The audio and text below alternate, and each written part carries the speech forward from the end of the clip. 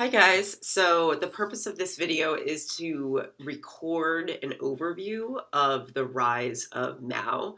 We're going to also talk about this in class today, but since we have a quiz on Monday and for F period I won't be around, I really wanted to do a more thorough job of this. And I'll put this on YouTube, so if you have any questions for me over the weekend, you can either comment right on the video or you can send me an email. Another thing about the quiz on Monday is that there is content on the UDHR, but I'm not going to make a video about that. It's pretty broad, more about the structure than anything else. Another thing is, forgive me, as some of you guys know, I have a little cold, so my voice is not so great. But anyway, let's get started. So the first thing, and something that actually Spodek doesn't really talk about, but I think it's really important for you guys to understand the state that China was in when the last dynasty was overthrown. So if any of you have studied more ancient China or pre-modern China, it was a dynastic system, right? So the birth of modern China begins with the end of the very last dynasty. It's called the Qing dynasty, and it was overthrown in a revolution in 1911, which is the last bullet point here. But let's talk about some of the things that led up to the fall. In general, one of the biggest reasons why the Qing dynasty came to an end was because there was a lot of Western interference in China. So one of the first major things that you should just be aware of is the series of two wars called the Opium Wars. So there was trade in and out of China in the 18th and 19th century, but it was rather limited. It was more the West wanting to buy Chinese goods than the other way around. The Chinese in general were not particularly interested in buying European products, but that all changed in the 19th century when the British introduced a product that did appeal to the Chinese, one that is highly addictive, and that is opium. So it was actually grown in great quantities in India, which at the time was still a British colony. And so it was pretty easy to import it to China because it was so close. The emperor of China at the time saw what damaging things opium did to the people. As you guys know from its more modern descendant, heroin, it is incredibly addictive and it can kill. So the emperor of China decided to forbid the importation of opium, but it was really difficult to enforce that law. So ultimately, opium was still being imported under the black market, and opium addiction became really widespread. So eventually, the Chinese government felt like it had to act. And so then they really do strictly enforce the ban on opium, and they start to seize ships that are full of opium. And that's what leads to the First War. Of course, the British aren't going to let go of this trade network without a fight, right? They make a ton of money by selling opium in China. So what happens is the British declare war on China, and the Chinese lose really quickly because the British have a really, really powerful navy. The Chinese don't. And so, again, there were two wars. The first war ends in a treaty that gives the British access to the port of Hong Kong in particular. And then the second war essentially just gives the British even more access to a series of British ports. This kind of begins the period of what we call the spheres of influence in China. So if you've been looking at this map while I've been talking, you might have noticed that China is never officially a colony of any Western power, but they sort of carve out these regions where they have control over trade. There are many foreigners that actually live in these places. There's also lots of Christian missionaries who end up moving into some of these areas. And so China is still heavily influenced by the West. And a lot of people in China are not particularly happy with that. So there are a series of different rebellions that are largely in reaction to either the Western presence in China or the inability of the Qing dynasty to actually sort of deal with the foreign presence. So the Taiping Rebellion was basically more of a reaction against the Qing emperor because they thought that the Qing emperor did a really bad job of keeping foreigners out. This rebellion was pretty long, as you can see from the dates there, and it was really deadly. Also, not entirely because of the violence of the rebellion itself. There was famine. One of the major rivers in China, the Yellow River, actually literally changed directions during the rebellion. There was flooding. There was drought. A plague broke out in China. So basically, by the time the revolution or rebellion was done, about 20 million people died, and more than half of them were civilians. The Boxer Rebellion is much more short-lived, but it's probably the better known of the two rebellions because it was more important in terms of connection to the West. So the Boxers, they were this group. They also called themselves the Harmonious Order of the Fists, which I think is really interesting. And basically, they again hated foreign influence. They launched into a campaign at the end of the 19th century. In particular, they're targeting Christian missionaries and also Christian converts in China. But there were some provincial governors in southern China that didn't like the fact that the central government was kind of protecting foreigners and Christians. So basically, the Boxer Rebellion was sort of a reaction to this. By 1900, British, American, and other foreign powers in China organized an international military force to put down the rebellion. So the Boxer Rebellion itself was a failure on the part of the Chinese. But you can see in general that the Chinese really are sick of the foreign influence, which is huge, huge contribution to essentially what comes next. By the way, this is more background than you need to know for the quiz. You should just really be aware of the fact that these things are happening. I'm just really interested in China, so I talk way too much about it. All right, now here is the meat of the content that you should know. All right, so after the revolution of 1911, when the Qing dynasty falls, now there's a new era. This is sort of the birth of modern China. It first was called the Republic of China, and its first president was Sun Yat-sen. He was actually president for a very, very short period of time, but his ideals for government and his ideals for the future of China did last much longer than his legacy did. So basically, he believed that China should be governed by three principles. The first one was nationalism, so very much anti-foreign, like you saw with those rebellions I just talked about. Also, they want a more democratic system of government. And then the third one's social advance, or he also called it livelihood, right? The idea basically that there should be an end to the unequal distribution of wealth and economic exploitation in China. But by 1913, Sun Yat-sen was actually pushed out of office by a warlord, and that launches into this period called the warlord period, which I don't think I really talk about in these slides. But just be aware of the fact that after Sun Yat-sen's presidency ends, there's this huge struggle for power between different major landowners throughout China. So it's a very chaotic time. In the midst of all this, socialism is born in China, right? If you guys are familiar with the Bolshevik Revolution, it's taking place basically at the exact same time as this. So this was a student-led movement at first, mass protests, right? So basically what was going on in the May 4th movement, again, they were very much influenced by the Bolshevik Revolution in Russia, which had only taken place about 2 years before this. So communist ideas were already spreading in China, and a lot of communist works or Marxist works, even before that, were being translated into Chinese, and people, Mao included, were starting to study them. And in particular, the aftermath of World War I really made communism appealing to a lot of Chinese. So, before even the aftermath of World War I talked about warlordism. Right, the fact that, there's this struggle for power between different landowners means that the Chinese feel like they're really unstable, and they don't like that. Excuse me. The Treaty of Versailles, the end of World War I. We don't really talk about what happened in Asia as a result of World War I, but just so you guys know, Japan was actually given a little piece of China, and that was because, if we go back here, you might see that Germany had a sphere of influence in Shandong province. Of course, since Germany lost World War I, that chunk of land was given to Japan, which was an ally of the British, the French, and the Americans during World War I. So Shandong province was sort of a little present for the Japanese, and clearly the Chinese very much were upset by the fact that they did not regain control over that land. So that's also nicknamed the Shandong problem.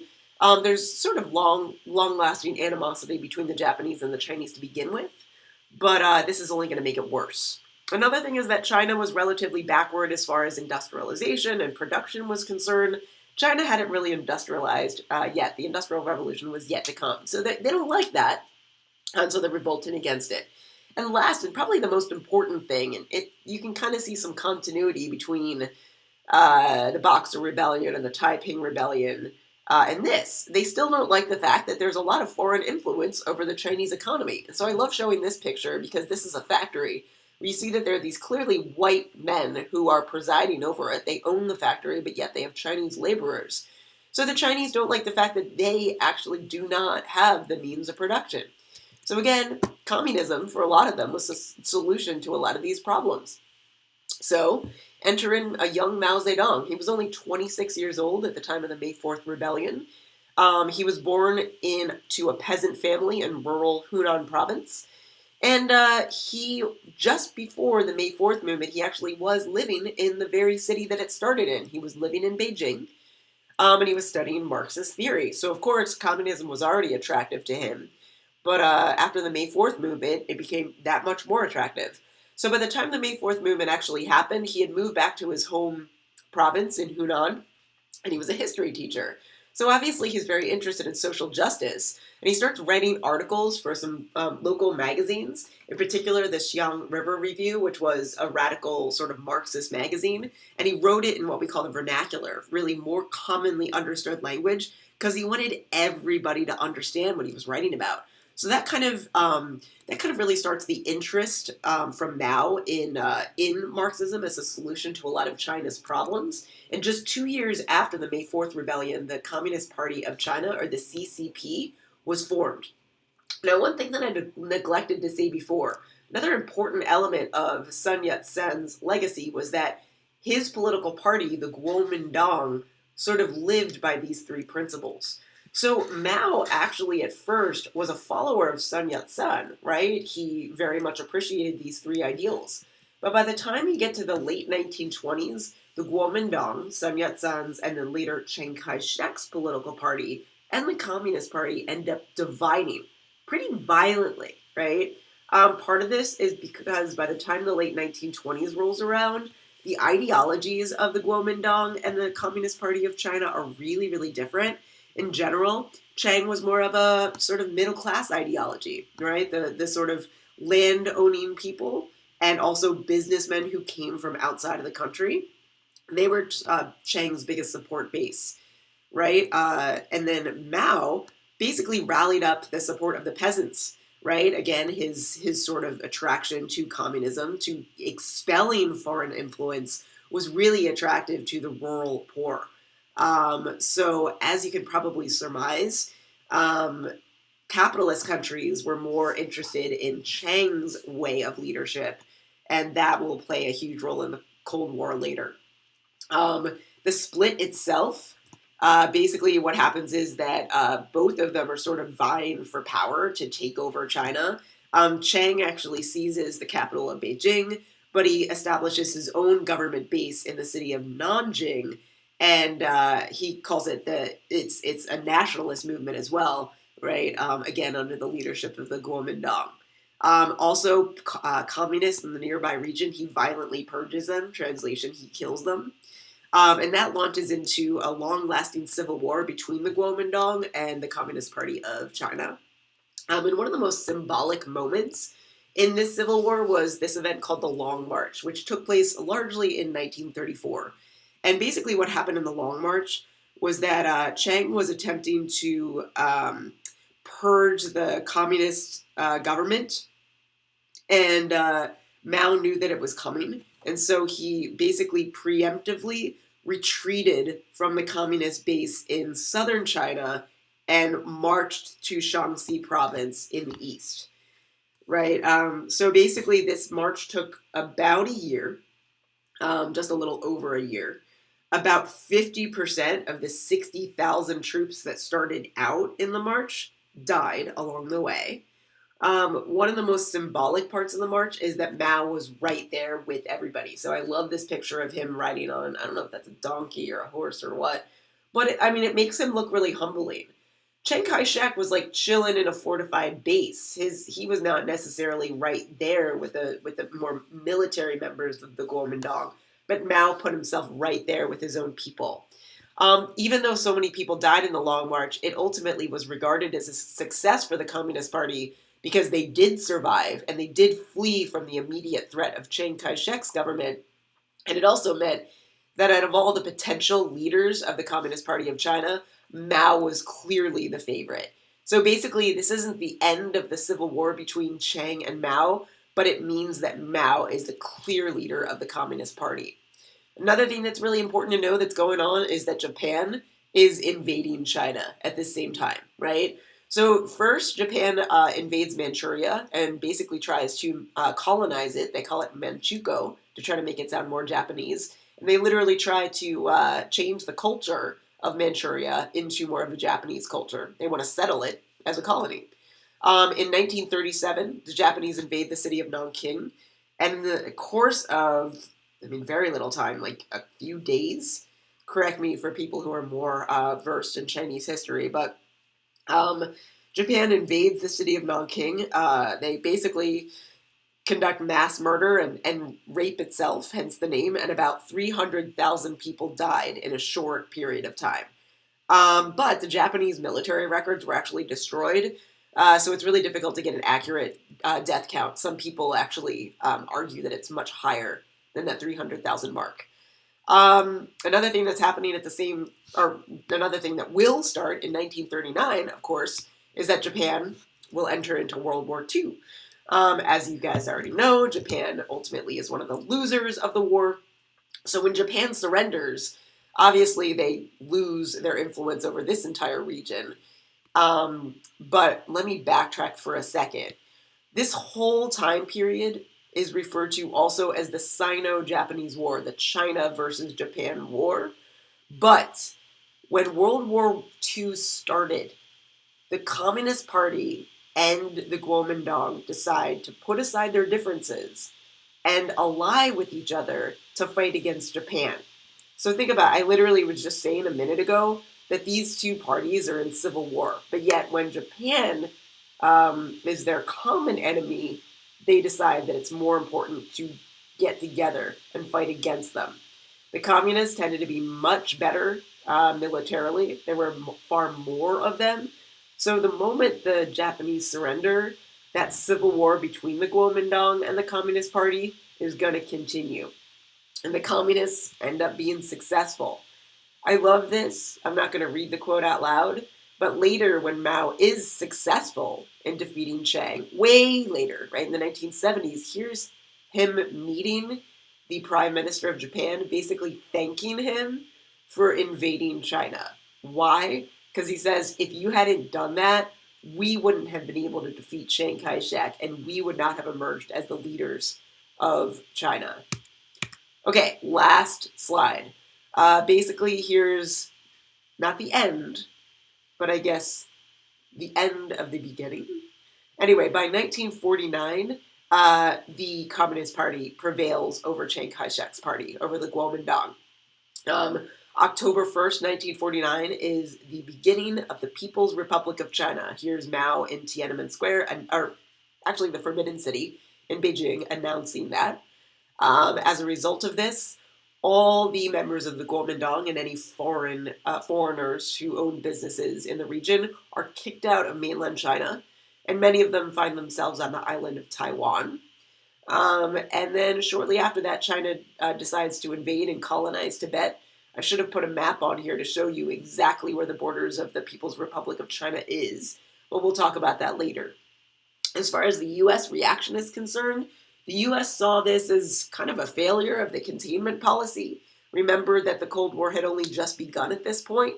So Truman was often blamed for Mao's victory, right? So this is Truman basically saying, I don't recognize the People's Republic of China as the legitimate government. And one thing I said in class to a few of you as when I was talking to you aside is that the United Nations actually did not recognize the People's Republic of China as a legitimate government until the 1970s. the UN representative for China was actually from Taiwan up until that point. So the US actually believed that Chiang Kaishek was still the legitimate ruler of China, even though he was just in Taiwan at that point. So I think this just about wraps it up. But again, I said I wasn't going to make a video on the UDHR stuff. You can tell my voice is just about had it here. But hopefully I covered all these terms, probably a little too much. But definitely ask me questions. The really important stuff you need to know, right? All this stuff. All that background on the first slide was just to kind of get you to understand where China was before what we'd already read. So I hope this video was helpful to you guys, and if you do like these, maybe I can make it a little bit more of a tradition. All right? Thanks so much.